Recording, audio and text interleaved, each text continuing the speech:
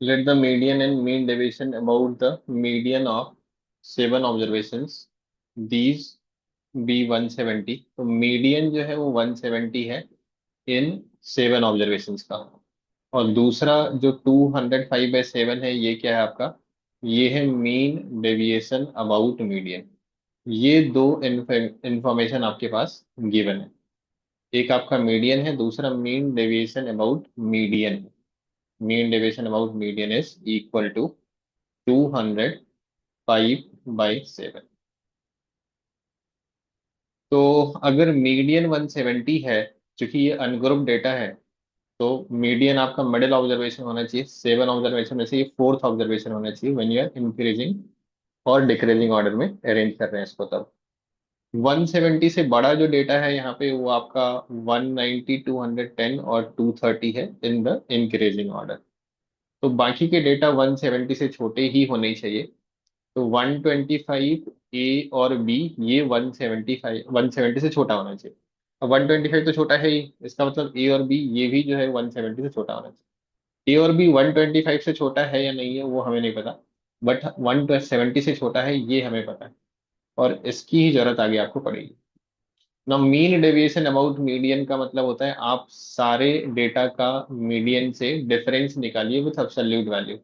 तो 170 आपका मीडियन है, अब इससे आप इसका डिफरेंस निकालिए हर एक डेटा का। तो पहले का आपका 45 आ जाएगा, दूसरे का 170 माइनस ए आ जाएगा। एब्सोल्यूट वैल्यू लेते हैं हम लोग, और ए और बी चूंकि छोटा है इसलिए 170 माइनस ए, देन 170 माइनस बी।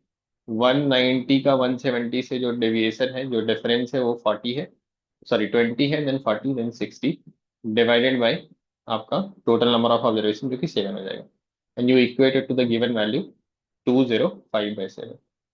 तो यहाँ से जब आप 7 7 कैंसिल करेंगे और इन सारे डेटा को आप ऐड करेंगे तो आपके पास वैल्यू हो जाएगी 505 minus a plus b is equal to 205। तो यहाँ से आपको पता चलता है कि ए प्लस बी इज 300। अभी हमें ये नहीं पता चला कि 125 से बड़ा है या छोटा है, बट ये जरूर पता है कि दोनों तो 125 से छोटे नहीं हो सकते। हालांकि उन सब चीज़ों से हमें कोई मतलब है नहीं। नेक्स्ट इन्फॉर्मेशन आपको मीन की तरफ जाना पड़ेगा, क्योंकि तभी आप ये निकाल पाएंगे मीन डेविएशन अबाउट मीन। तो मीन आपको चाहिए होगा। मीन क्या होता है? Sum of all the observation. तो आप सारे ऑब्जर्वेशन को ऐड कर दीजिए। 125 plus a plus b plus 170 plus 190 plus 210 plus 230 divide by 7। तो ये जैसे आप ऐड करेंगे ये आपका 400 हो जाएगा, ये भी 400 हो जाएगा, 800, 925, और ए प्लस बी का समेशन आपका 300 है। ये 1225/7 आप डिवाइड करेंगे तो ये 175 आ जाएगा। तो finally what we are finding, we have to find the mean deviation. हमें निकालना है मीन डेविएशन अबाउट मीन। तो सारे डेटा का आप मीन से डेविएशन निकाल लीजिए, डिफरेंस निकाल लीजिए, उसकी एब्सोल्यूट वैल्यू। तो डेटा आपके पास क्या यही सब डेटा है? 125 का 175 से डेविएशन क्या हो जाएगा? 50। देन ए का क्या हो जाएगा? ए आपका 170 से छोटा है तो 175 से भी छोटा है, तो 175 माइनस ए, 175 माइनस बी।